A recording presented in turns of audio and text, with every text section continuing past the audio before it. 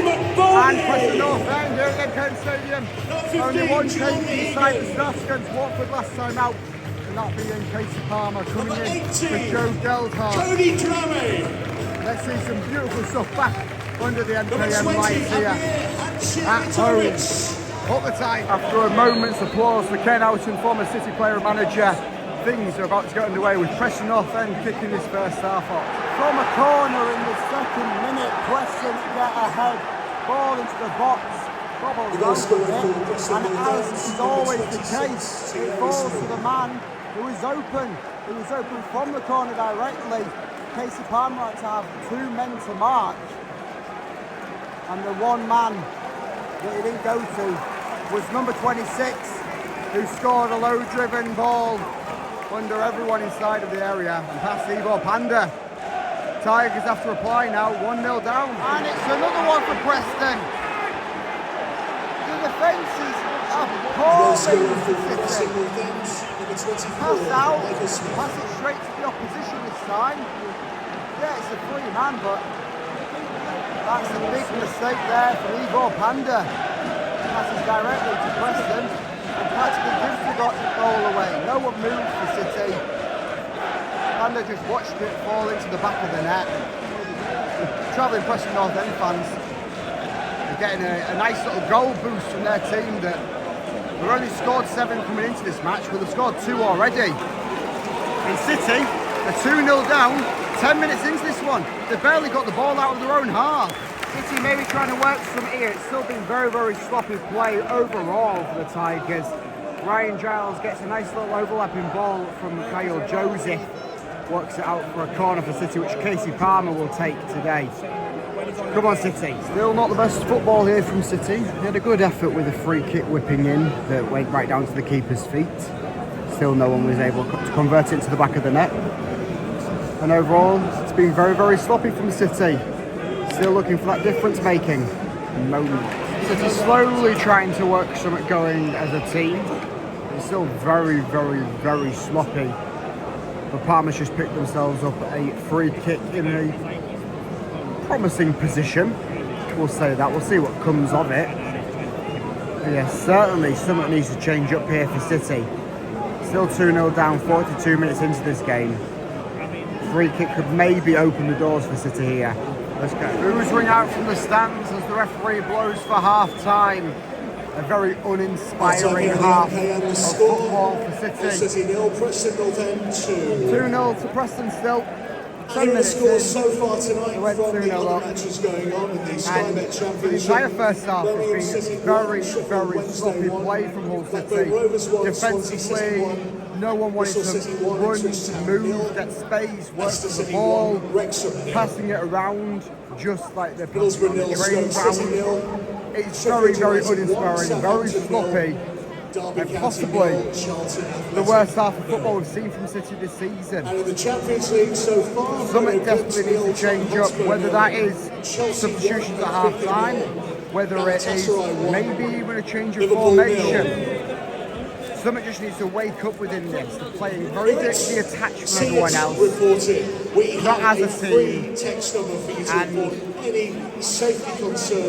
uninspiring. I mean, that's the only word that can sort of come to grips with. Uninspiring football. It's almost like the horrors of last season. They're trying to link into this season. Being promised with so much prosperity.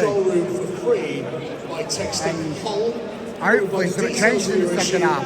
Wait and see. Maybe some substitutions might spark that. A triple change to start the second half, which is probably what is needed, and the biggest lease of life that this club could possibly get in a half-time substitution. Substitutions for Liam the Millar Tigers will coming return off. back to the Sponsored by Tigers. Phoenix Building The Palmer's Systems off. 45. Regan Slater is on. To place it number 27, sponsored by Total Improvements. Regan Slater. The next substitution will be Also Joe Geldhart coming on by for Cody Drama. Cody Drama. To be replaced by number 21, sponsored by Kingston Engineering, Joe Geldhart. And in this next one, the big one, Amir Hadzametrovic makes way, and Liam Millar returns back onto the field after 11 months on the sideline due to his injury. And that is a welcome sight back onto the field, Liam Millar. And coming back on number 7, please, would you welcome back, sponsored by Oliver Mitchell, Liam Millar. There we go, nice round of applause. As Regan Slater gets us underway in the second half. Come on, City. Let's kick it back. Liam Millar nearly creates a bit of magic out on the left wing. Gets the ball, a couple of cutbacks. Lifts one into the box with a nice cross. Meets head of Kyle Joseph, who just heads it over the crossbar. Nice stuff from City to start the second half. Come on. It's always a party when McBurnie's on the field. As I said, Hull City needs to kick back in gear, and that's exactly what they do. They break away. The ball falls to McBurnie on the edge of the area, and he fires it into the back of the net for his 8th goal contribution of the season. 8 games into the season. He's having a fantastic year back in the championship and gives Hull that lease of life that we so desperately need. Kyle Joseph cheering on the crowd as he wins Hull City a free kick after a few fantastic skill moves to work past a couple of Preston players. Come on, City! The stadium fills back up with that energy that was sucked out in the second. Joe Gelder from quite a way out powers that free kick and nearly scores, forcing the keeper to make a last-ditch save to send it out for a corner kick. Come on, Joe Gelder has been an absolute delight since coming on, and his partnership with Louis Coyle down here on the right-hand side has worked Hull City a corner yet again. And Giles will come over. He whipped a nice one in a little bit ago for City, just past the 60-minute mark. As Giles will look to try and send Hull City 2-2 up with this corner. Only McBurnie nearly had an absolute wonder of a bit there. He goes down to the corner flag over the opposite side, keeps the ball just in play, and then works a nice pass over to Liam Millar, who nearly grabs a goal. A nice curling effort that just got a deflection of someone, maybe the keeper, I think. Send it out for another City corner kick. Giles to work his magic here once again. Kyle Joseph is making way, gets round of applause from the fans as he rounds the field. And he's going to be replaced by Ennis Destam. Knee straps up and all, as Hull City look to still try and get this equaliser. They played very good this second half in comparison to the first 45. Still looking for that 2-2. He is in your head! He is in your head! McBurnie! McBurnie! McBurnie! Hey! Hey! Giles and McBurnie! Pair them up! Lock them up for life! That is a partnership of dreams! As Ollie McBurnie grabs the equaliser! He has a brace on tonight! Second half, McBurnie delights! Fantastic stuff from City. Millar has the ball on the left. Giles gets the ball in the overlap, plays it in to everyone's favourite, number 9. Unlucky that from Liam Millar. He gets the ball delivered to him on the halfway line, runs all the way into the opposition box, and then his shot is just high and curled away wide. City has certainly got the momentum going for the last 15 or so minutes. 2-2. Can they make the complete comeback, which seemed at one point only a dream in the faintest of minds? Ryan Giles is making way. This is due to a little bit of, I presume, cramp, a little bit of an injury. Nothing too much to worry. He's walking under his own strength. Seems a bit more upset with himself than anything. And he's replaced by Akinfenwa, which he's presumably playing that left-back role in place of Ryan Giles. 5 minutes added on. 5 minutes. Final moments. So 5 minutes for Hull City to possibly grab a winner. Of course, McBurnie is on to maybe get... John Lundstrom nearly had another spectacular goal for the Tigers. A volley from quite far out as the ball just landed at him. He shoots and he forces the Preston keeper to make another miraculous save. Another corner for the Tigers. Come on. Not long, mere seconds. We will certainly take that. 2-2 final score. What a comeback it was in that second half. A complete different story. Fantastic stuff. The real spark plug, really, for the City squad here with Liam Millar and Joe Delta. And of course, Ollie McBurnie can take a bow any day of the week. Grabs another 2 goals to add to his tally for the season, as he has now 9 goal contributions in 8 games in the Championship. Fantastic stuff for City here.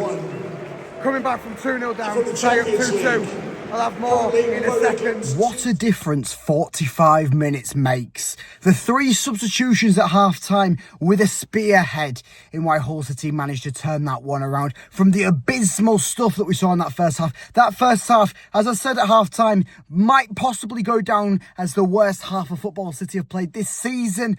Maybe stretching into last season. Last season we had some horrible halves and full games of football. That first half was absolutely horrendous. I mean, I won't go into too much of the, what now has transpired into coming out as a draw about that first half. But as I said at half-time, so uninspiring that first half. The 3 changes at half-time: Regan Slater, a returning Liam Millar, and Joe Gelhardt. I think Joe Gelhardt was the most impactful one of the 3. You saw the change that he made, coming in, replacing in that number 10 role, going out on the right wing, and the versatility that he played out there was absolutely like night and day difference between what we saw in that first half with the likes of Casey Palmer and Cody Drammer, both of whom didn't have too much going for them in that first half. They were liked Cody Drammer to some essence on Saturday away at Watford. Yes, that one didn't turn out the best for Hull City in the end result, but in this one, it certainly wasn't in the standing for a starting right winger in the league. Yes, we're in a pinch. Mohamed Baloumi's out for about 6 weeks or so, but I mean, I'd start maybe Liam Millar going forwards. Maybe he won't start on Saturday against Sheffield United. That's too quick of a turnaround, and you've seen what possible rushback might foretell with the likes of Mohamed Baloumi suffering a hamstring injury, common injury to suffer coming back from ACL injury. That might happen to Liam Millar, so don't want to push him too much. But what we saw in that 45 minutes afterwards from Joe Gelhardt, as I say, and Liam Millar returning, yes, he did look a little bit pushed towards the end of things, but the spark, the energy, that's what City needed, and then it really invigorated the entire squad. I usually sit down after the game like this in the videos and go through the entire team, starting 11 and the substitutes, and I give you an honest rating about what they sort of did in that game. I don't feel like I can do that in this game. The complete comparison between first half and second half football, it feels like I need to talk about each player individually for the first half performance and the second half performance, because it was, as I say, night and day difference. Ollie McBurnie was getting the coverage in that second half. He wasn't in the first half. We saw at the end of the game, Ollie McBurnie was gassed. He was wanting to get off the field. Maybe not get off the field so much, but he was wanting to sort of ease it off a bit because he had to put so much pressure on in that first half, because he was having to run around. He was having to run around more than maybe he should have done, I should say. And he was having to track back and all that sort of stuff that you want to see your striker not having to do. You not want to see Ollie McBurnie having to come back and help in defensive duties, and maybe that's the thing moving forwards, where we're looking into Saturday and we're looking into the lineup that we maybe started in that second half and going, hang on a second, maybe bar Liam Millar, that's maybe your one caveat opinion on that one. I would maybe start what we saw in that second half. You may be looking at a possible David Akintola coming in to start out there. I don't know. I mean, even maybe start, I really don't know. Cody Drammer could possibly play 45 minutes out on the wing, but I maybe wouldn't want to extend that experiment too much further. So Hull City might be looking for a pinch of an option to start the game, and then Liam Millar coming on obviously for the second 45 as we saw today. But the complete comparison, I feel like now I should just be talking about how that first half went, but the second half overtook and didn't it, and we come back from 2-0 down in an impossible fashion.